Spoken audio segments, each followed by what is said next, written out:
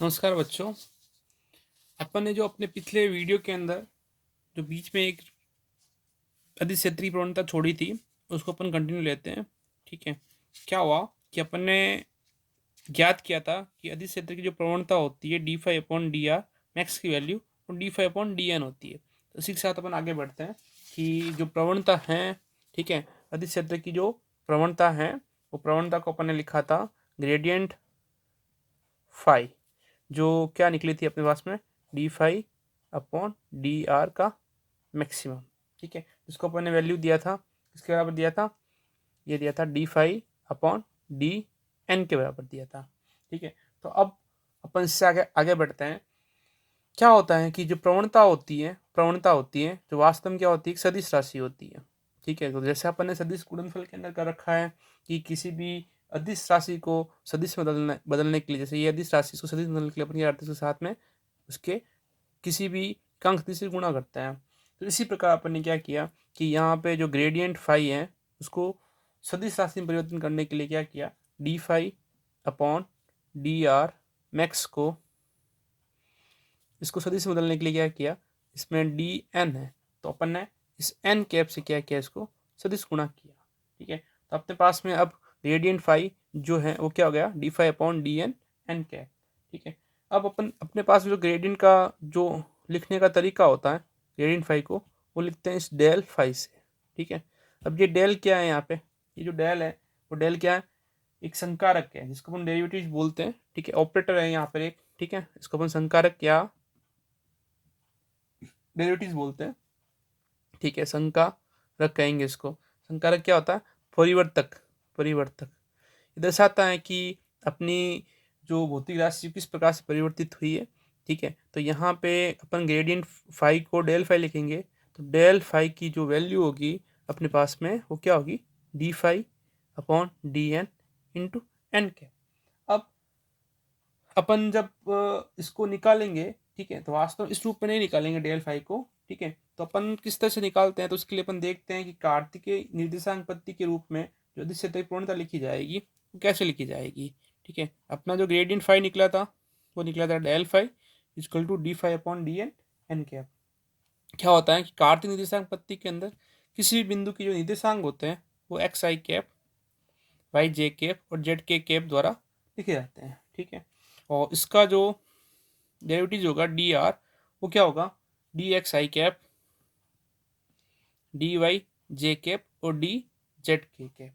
ठीक है, तो हम क्या करते हैं कि इसको कार्तिकीय निर्देशांक पत्ति के अंदर लिखने के लिए रेडियंट फाई को क्या करते हैं, इसके साथ में डॉट डी आर करते हैं, दोनों तरफ करेंगे डॉट डी आर, इधर भी किया उधर भी अपन ने क्या किया, d5/dn n cap dot d r सदिश। ये सदिश राशि है। अब अपन को पता है कि n cap dot d r सदिश, इसको अपन सदिश गुणनफल के हिसाब से अदिश गुणनफल के हिसाब से खोलेंगे तो क्या होगा, एन कैप का मोड डी आर सदिश का मोड इंटू कोस थीटा। अब एन कैप क्या है, एकांक सदिश है और हमको होता है एकांक सदिश का परिमाण क्या होता है, एक अंक होता है। तो ये एक यहाँ पे अपने लिखा और डी आर का परिमाण और कोस थीटा, ये किसकी वैल्यू हो गई, n cap dot d r सदिश की वैल्यू हो गई।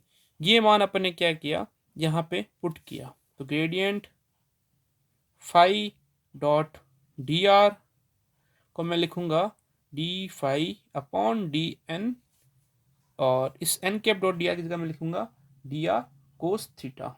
ठीक है, अब डी आर कोस थीटा यहाँ लिखता हूँ मैं, डी आर कोस थीटा। अब अपन ने इसको अपने पिछले समीकरण के अंदर इसकी वैल्यू भी निकाल रखी थी। ठीक है, समीकरण 2 को देखना, इसी के अंदर अपने समीकरण 2 को देखना। पीछे समीकरण 2 के अंदर अपन डेल एन अपॉन कोस थीटा को लिखा था, डेल आर लिखा था। ठीक है, तो यहाँ से मैं लेके आऊँगा, इसको पूर्ण रूप से लिखेंगे तो dn/dr इंटू कोस थीटा हो जाएगा। ठीक है, तो इससे जो dn की वैल्यू आएगी वो आएगी dr कोस थीटा। हमको यहाँ पे dr कोस थीटा ही चाहिए।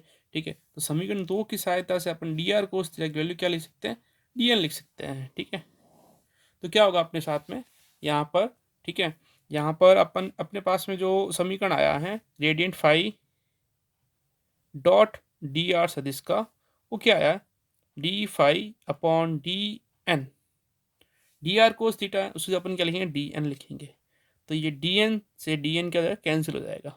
ठीक है, तो कुल मिला के जो अपनी वास्तविक बात आई है, gradient phi dot d r equal to d phi आया है। ठीक है, अब ये डी फाई क्या होता है?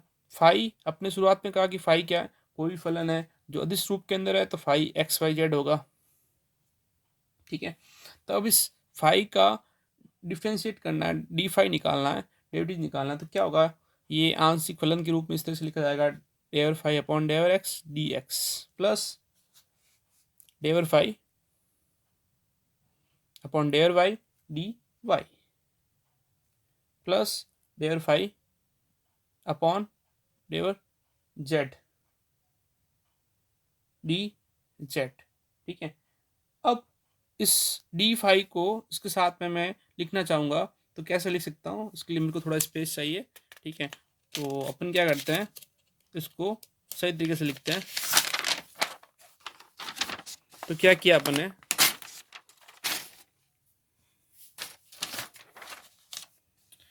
अपने पास में जो वास्तव में डी फाई जो लिखा हुआ था उसको मैं वापस से बताता हूँ आपको कि डी फाई को अपन ने लिखा था d phi del phi upon d del x d x, del phi upon डेवर y d y और del phi upon डेवर z d z. ठीक है, तो उसको अपन ये भी लिख सकते हैं,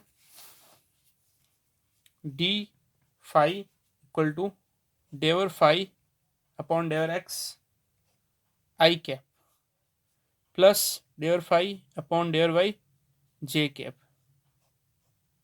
plus डेवर phi upon डेवर z k cap का डॉट, किसके साथ में dot, d x i cap d y j cap d z k cap, इसका डॉट प्रोडक्ट खोलेंगे जैसे ही तो वापस उनको क्या मिलेगा, del five upon del x d x, del five upon del y d y, dare five upon dare z d z, क्योंकि अपन को पता है i cap dot i cap की वैल्यू 1 होगी, j cap dot j cap की वैल्यू 1 होगी और k cap dot k cap की वैल्यू 1 होगी, बाकी सबकी 0 होगी।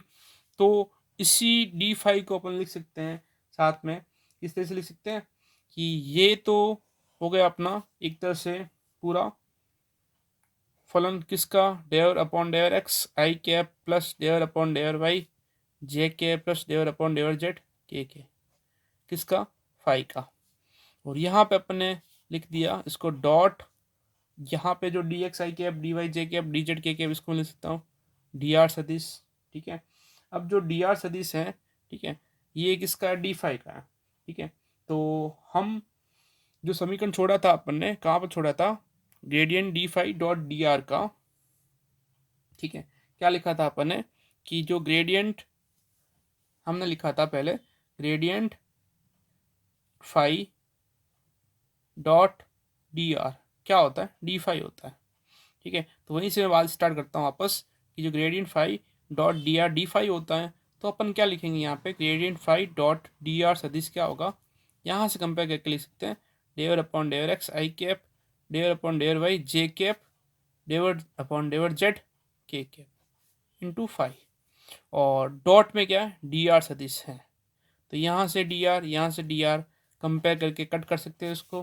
ठीक है, तो ग्रेडियंट फाई की जो कार्तिकीय निर्देशांक पद्धति के अंदर जो वैल्यू आई है वो क्या आई है, डेवर upon डेवर x i cap डेवर upon डेवर y j cap डेवर upon डेवर z k cap into phi. ठीक है, अब अपन जिस ऑपरेटर की बात कर रहे थे, डेल ऑपरेटर की बात कर रहे थे, ये जो ऑपरेटर है वो डेल ऑपरेटर है, जिस डेल ऑपरेटर की बात कर रहे थे, ये डेल ऑपरेटर ही इससे लिखा जाता है डेवर upon डेवर x i cap डेवर upon डेवर y j cap डेवर upon डेवर z k cap.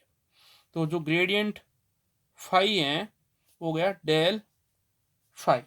देखो यहाँ पे विशेष रूप से ध्यान रखना कि मैंने यहाँ बीच में कुछ भी नहीं लगाया है, डॉट लगाया नहीं, क्रॉस लगाया नहीं, क्योंकि आगे चल के यहाँ पे जब डॉट लगेगा तब ये दोनों सदिश के रूप में होंगे और वो अपने पास में निकलेगा, इसका डाइवर्जेंस निकलेगा। ठीक है, और जब क्रॉस लगाएंगे तो अपने पास में कर्व निकलेगा। ठीक है, तो फिलहाल के लिए अपन इतनी बात देखते हैं कि ग्रेडियंट फाई जो होता है वो डेल फाई होता है, और किसी को 12th क्लास का अगर याद है हल्का सा, ठीक है, तो अपन ने वहाँ पे ग्रेडियंट वी निकाला था, वो डेल वी था।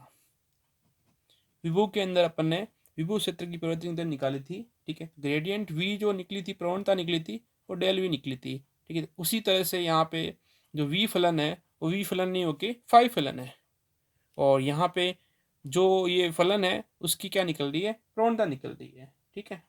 तो थोड़ा डेरिवेशन लंबा था, लेकिन फिर भी समझने की कोशिश करना, ठीक है, जितना हो सकता है। आप अपनी रेफरेंस बुक, अगर शुरुआत में मैंने बताया था, शायद नहीं बताया होगा, लेकिन मैं बता देता हूँ कि अगर आप बुक फॉलो करना चाहते हो तो CBH की कोई भी बुक ले सकते हो आप, ठीक है, कॉलेज बुक हाउस के नाम से, ठीक है, राव सक्सेना सिंह रहेगी, ठीक है। तो उसके हिसाब से आप उसको साथ साथ देख भी सकते हो, ठीक है। और बाकी कोई प्रॉब्लम हो तो आप कमेंट करके उसके बारे में पूछ सकते हो।